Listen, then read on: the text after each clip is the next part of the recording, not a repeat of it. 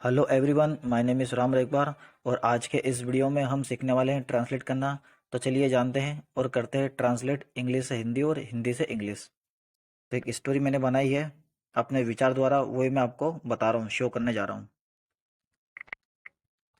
एक दिन एक दिन की बात है एक दिन की बात है जब मेरे पिताजी मेरे पिताजी हॉकी गेम या क्रिकेट मेरे पिताजी क्रिकेट खेला करते थे। ठीक है, तो हमने ये एक लाइन लिखी है पैराग्राफ की, उसको हम करने जा रहे हैं ट्रांसलेट। तो वन डे, एक दिन की बात है, तो वन डे यहाँ पे हम कोमा लगाएंगे। कोमा लगाना बेहद ज़रूरी है। ठीक है, वन डे जब मेरे पिताजी क्रिकेट खेला करते थे, तो वेन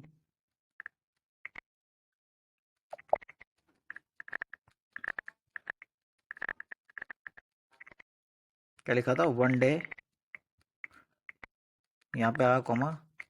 ठीक है, माई फादर यूज्ड, ठीक है, my father used to play the cricket play the cricket, right. इतना हमने लिख लिया है। अब यहाँ पे मैं आपको कुछ चीज़ें बताने जा रहा हूँ। यहाँ पर जैसा कि आप देख पा रहे हैं, यहाँ लिखा लिखा क्या, यूज्ड टू।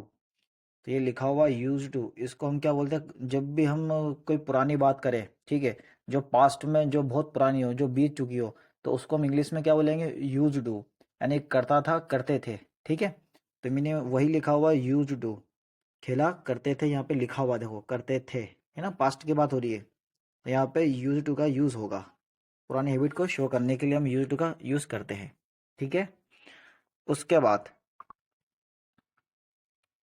फिर, अब मैं हिंदी लिखने जा रहा हूँ। फिर मेरे पिताजी स्कूल के साथ साथ, ठीक है, कोचिंग कोचिंग भी जाया जाते थे। ठीक है, ये जाया करते थे। फिर मेरे पिताजी स्कूल के साथ साथ कोचिंग भी जाया करते थे। यहाँ लिखा मैंने पॉइंट नंबर 1 और यहाँ लिखा मैंने पॉइंट नंबर 2। ठीक है, एक मिनट, पॉइंट नंबर 2 कौन सा है, ये हमारा ये हो गया। थोड़ा मैं स्पेस दे देता हूँ ताकि आपको और क्लियरिटी समझ में आए। अब मैं जा रहा हूँ ट्रांसलेट करना है। यहाँ पे आप देख पा रहे हैं, यहाँ फिर लिखा हुआ है, तो फिर को हम इंग्लिश में क्या बोलेंगे, देन। तो उसके बाद क्या लिखा हुआ है, मेरे पिताजी स्कूल के साथ साथ कोचिंग भी जाया करते थे। Then my father used, past की बात हो रही है इसलिए हम यूज टू का यूज कर रहे हैं। ठीक है, तो my father used to go to school. अब एक इसमें बात आती है के साथ साथ क्यों क्या बोले इंग्लिश में। तो के साथ साथ हमारा क्या है, कंजक्शन है और प्रीपोजिशंस है, दोनों है। ठीक है, तो इसका जो साथ साथ होता है, तो एस वेल एस होता है, ये आपको बेहद ध्यान रखना है। ठीक है, इस सेंटेंस में एस वेल एस इंस्टीट्यूट या कोचिंग आप लिख सकते हो, डायरेक्ट लिख लीजिए, आप इंस्टीट्यूट लिख लीजिए, आप कोचिंग लिख लीजिए, बात एक एक ही है। लेकिन यहाँ पे क्या लिखा हुआ है, कोचिंग, तो आपको सिंपल से यहाँ कोचिंग लिख देना है ताकि आपको सेंटेंस और क्लियरिटी हो जाए। ठीक है, इतना हमने क्लियर कर लिया है। अब वापिस हम सेंटेंस बनाएंगे, थर्ड नंबर वाला, राइट। तीसरा पॉइंट मैंने लिखा। उसके बाद पिताजी अपने, एक मिनट, उसके बाद पिताजी अपने अपने दोस्तों के साथ में, ठीक है, बगीचे में जाया जाया करते थे जाया करते करते थे, राइट। अब इसको हम करने जा रहे हैं ट्रांसलेट, यहाँ पे खड़ी पाई लगेगी। अब जैसा कि आपने ध्यान दिया होगा, उसके बाद को हम इंग्लिश में क्या बोलेंगे? Here after. क्या बोलेंगे? Here after. Here after. उसके बाद अब क्या लिखा हुआ? पिताजी अपने दोस्तों के साथ साथ बगीचे में जाया करते थे। यहाँ पे साथ में आएगा। प्रीपोजिशंस क्या होती है? के साथ में, राइट। तो यहाँ लिखा हुआ हियर आफ्टर, उसके बाद पिताजी अपने दोस्तों के साथ में बगीचे में जाया करते थे। तो father, the father use to travel. Travel की जगह आप एक काम कर सकते हो, घूमने के लिए एक अच्छी वर्ब होती है, एक होती है गो, एक होती है ट्रैवल। आप दोनों में से किसी का भी आप यूज कर सकते हो, ठीक है, कोई प्रॉब्लम नहीं है। तो the father use to go to. अब बागीचे को इंग्लिश में क्या बोलते हैं? सिंपल सी बात है, गार्डन आएगा। ठीक है, ठीक है। पिताजी गार्डन में जाया करते थे विथ ऑन फ्रेंड। ये ऑन की जगह आप देयर कर दो, ठीक है। आप देयर कर सकते हो या आप ऑन कर दो, बात एक ही है। With their friend. यहाँ पे क्या लिखा हुआ है? दोस्तों। देखो, ध्यान देने वाली बात क्या है, यहाँ पे दोस्तों लिखा हुआ है, तो आपको सिंपल सा क्या करना है, यहाँ पे एस लगा देना है।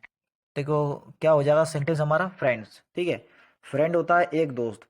अगर मैंने लिखा फ्रेंड्स तो दोस्तों, है ना, ये आपको समझना है। ये छोटी छोटी छोटी बातें हैं, बस अब ये आपको ध्यान रखना है, तो आप ट्रांसलेट करना आसानी से सीख जाओगे और पैराग्राफ बनाना सीख जाओगे, और इसको समझना भी आपको आसानी से समझ में आ जाएगा, और कुछ वोकेबलरी भी आप समझ पाओगे इसमें। ठीक है, आपको डे बाय डे इसमें वोकेबलरी नई नई मिलती रहेगी। मेरे इस प्ले लिस्ट में आप जाइएगा, बाकी वीडियो मैंने ऐसे ही बनाया है मिलता जुलता, तो आप वहाँ पे जाइए और एक कॉपी नोटबुक बनाए और उसमें अपने जो वर्ड्स है उसको टाइपिंग करके लिखिए और समझिए, उसे याद करिए, तो आपकी इंग्लिश सुपर हो जाएगी, सुपर डुपर हो जाएगी। ठीक है, ये गारंटी है। उसके बाद चौथे नंबर का देखें आप, तो थोड़ा सा मैं ऊपर कर रहा हूँ, ठीक है। और वह अपने समय में गरीबों और बेसहारा बेसहारा लोगों की मदद करते थे। ठीक है, करते थे, क्योंकि क्योंकि यह उनका क्योंकि यह उनका सपना था। ठीक है, और वे चाहते थे।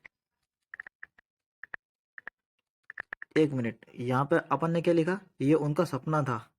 ठीक, और इसमें फिर एक काम करते ना अपन, उसके बाद लेते थे। उसके बाद जब वह जब वह बड़े हुए, फिर उन्होंने ठीक है, फिर उन्होंने एक आश्रम बनवाया। ठीक है, अब ये पैराग्राफ थोड़ा लंबा है और चौथे नंबर का है, तो इसको हम करने जा रहे हैं ट्रांसलेट। ठीक है, आप ध्यान से इसको पढ़िएगा, समझिएगा। इसको मैं थोड़ा ऊपर कर रहा हूँ ताकि वो थोड़ी स्पेस हो जाए। अब यहाँ क्या लिखा हुआ है? और बिल्कुल प्रेम से करेंगे ट्रांसलेट, कोई जल्दबाजी हम नहीं करने वाले इसमें। वे अपने समय में गरीबों और बेसहारा लोगों की मदद करते थे। तो वह के लिए क्या आएगा? अब चूंकि वो क्या है? मेल है। फीमेल होती तो अपन शी लगाते। अब वो मेल है तो हम ही लगाएंगे। ठीक है, पुरुष है तो पुरुषों के लिए ही आता है, सिंगुलर। वह अपने समय में गरीबों और बेसहारा लोगों की मदद करा करते थे या करते थे। तो used to, he used to help of homeless या हेल्पलेस। ठीक है, बेसहारा, या एक सिनोनियम, एक वर्ड और है होमलेस। इसका हम ज़्यादातर यूज़ होता है, मतलब इसका ज़्यादातर यूज़ नहीं होता है, तो इसको हम यूज़ कर रहे हैं ताकि आपको कुछ नया वर्ड मिले, सिनोनियम। ठीक है, और क्या लिखा हुआ? गरीबों और बेसहारा एंड, एक मिनट, यहाँ पे हम क्या कर देते हैं? पुअर लिख देते हैं। पुअर एंड और होमलेस ज़्यादा अच्छा रहेगा। लोगों की मदद करते थे और पीपल, इंग्लिश में क्या बोलते हैं लोगों को? पीपल। बिल्कुल पीपल के पेड़ जैसा ही पीपल है, ठीक है। तो हम पढ़ने जा रहे हैं वापस से। ही यूज टू हेल्प, वे मदद करा करते थे गरीबों और बेसहारा की, लोगों की, ठीक है। हेल्प पुअर, गरीबों के, बेसहारा और पुअर की मदद करा करते थे, राइट। ये इस तरह से सेंटेंस बना। अब इसको हम दूसरी तरह से भी बना सकते हैं। कैसे? देखें, इसको हम क्या कर सकते हैं, यहाँ पे भी लिख सकते हैं पीपल, इसमें कोई प्रॉब्लम नहीं है। आप चाहो तो पीछे लगा लो, आप चाहो तो आगे लगा लो, ठीक है। गरीब लोग और बेसहारा लोगों की मदद करा करते थे। इतना हमने कर लिया है ट्रांसलेट। अब क्या लिखा हुआ है? क्योंकि यह उनका सपना था। Because, because it was dream. अब आप बोलोगे ये वर्ब है, क्योंकि ये वर्ब भी है और नाउन भी है, ठीक है। ये आपको बेहद ध्यान रखना है। तो ये उनका सपना था, तो इट वाज देयर, ये उनका क्या था? सपना था, राइट। इतना हमने ट्रांसलेट कर लिया है। उसके बाद अब आया अपना एडवर्ब। तो क्या लिखूंगा मैं? After this. यहाँ पे लिखा हुआ था क्या? हियर आफ्टर, तो इसका सिनोनिम मैंने यहाँ लिखा हुआ है दूसरा वर्ड आफ्टर दिस। आपको कंफ्यूज नहीं होना है। क्या लिखा हुआ उसके बाद? अब आगे देखें आप। जब वे बड़े हुए फिर उन्होंने एक आश्रम बनवाया। तो व्हेन ही हैज बीन, यहाँ देखें आप, ही ग्रीव अप, जब वे बड़े हुए, उसके बाद क्या हुआ? बड़े हुए फिर उन्होंने एक आश्रम बनवाया। तो ही, ठीक है, ही गॉट, तो क्या लिखा हुआ? He got. अभी मैं समझाऊंगा मैंने ये सब कैसे क्या लिखा हुआ है, बस आपको इतना समझना है। बनवाया, यहाँ पे देखो बनवाया था, ठीक है। हमारा सेंटेंस और इजी हो गया। He got. अब आश्रम को इंग्लिश में क्या बोलते हैं? एक अच्छी वोकेबलरी है इसके लिए, हर्मिटेज। हर्मिट का मतलब क्या होता है? सन्यासी, साधु संत, ठीक है। और यहाँ पे टीएच लगा दे तो क्या हुआ? आश्रम। तो हर्मिटेज, ठीक है। ही गॉट हर्मिटेज मेड, या बिल्ड कर दो, बिल्ड सबसे अच्छा रहेगा, बिल्ड, ठीक है। ये आपने समझ लिया। अब मैं ये समझाने जा रहा हूँ चौथे नंबर का पैराग्राफ। सबसे पहले यहाँ पे क्या लिखा हुआ? जैसे कि मैंने आपको बताया था, यहाँ लिखा हुआ यूज टू। चूंकि कोई पास्ट की बात होती है या बहुत पुरानी, तो हम इसका यूज करते हैं, ठीक है। उसके बाद ये तो मैंने आपको पहले बता रखा, होमलेस, बेसहारा, ठीक है। पुअर यानी गरीब, ये तो आपको पता ही है, बहुत ईजी वर्ड्स है। उसके बाद बिकॉज का मतलब क्या होता है? क्योंकि। और यहाँ क्या लिखा हुआ? इट वॉज देयर ड्रीम, यह उनका सपना था, ठीक है। यह उनका सपना था। उसके बाद आफ्टर दिस, तो आफ्टर दिस को हिंदी में क्या बोलते हैं? उसके बाद। क्या बोलते हैं? उसके बाद। इसका एक सिनोनिम होता है हियर आफ्टर, ठीक है। इतना आप समझ गए होंगे। उसके बाद यहाँ देखें आप, व्हेन ही ग्रीव अप, ये एक एडवांस इंग्लिश में ग्रो अप का जो यूज होता है वही मैंने यहाँ लगाया है, ठीक है। तो ग्रो अप जो होता है उसका मैंने क्या लगाया? सेकंड फॉर्म लगाया। तो ग्रीव, क्या बोलेंगे इसको? Grew up. तो ही ग्रीव अप, जब वे बड़े हुए, ठीक है। तो ही गॉट हर्मिटेज बिल्ड, जब हम कोई काम किसी से करवा रहे होते हैं, ठीक है। जैसे मैंने बोला, मैं पत्र लिखवाता हूँ, ठीक है, मैं आश्रम बनवाता हूँ, मैं किताब लिखवाता हूँ, मैं काम करवाता हूँ। तो हम खुद ना करते हुए किसी से करवाते हैं, तो वहां पे हम गेट का यूज करते हैं। तो यहाँ पे गेट की मैंने कौन सी फॉर्म लगाई? सेकंड फॉर्म लगाई है, ठीक है। और यहाँ पे ये थर्ड फॉर्म मैंने लगाया, बिल्ड, बिल्ड होता है तो बिल्ड फर्स्ट फॉर्म। और यहाँ अब यहाँ देख रहे हो ना टी, ये हमारा क्या? कौन सा? थर्ड फॉर्म है ये। क्या है ये? Third form. Built, built, built. First form कौन सा? बिल्ड, बिल्ड, बिल्ड, ठीक है, बिल्ड। सेकंड फॉर्म कौन सा हो गया? बिल्ट। और थर्ड फॉर्म कौन सा हो गया? बिल्ट, ठीक है। और हर्मिट का मतलब क्या हुआ? हर्मिटिज। हर्मिटिज का मतलब क्या? आश्रम। और यहाँ गॉट, किसी हम काम करवा रहे हैं, खुद नहीं कर रहे। और खुद करते हैं तो यहाँ सिंपल सा मैं लिख देता, ही बिल्ड्स हर्मिटेज। क्या लिखता हूँ मैं? ही बिल्ड्स हर्मिटेज, वह आश्रम बनाते हैं।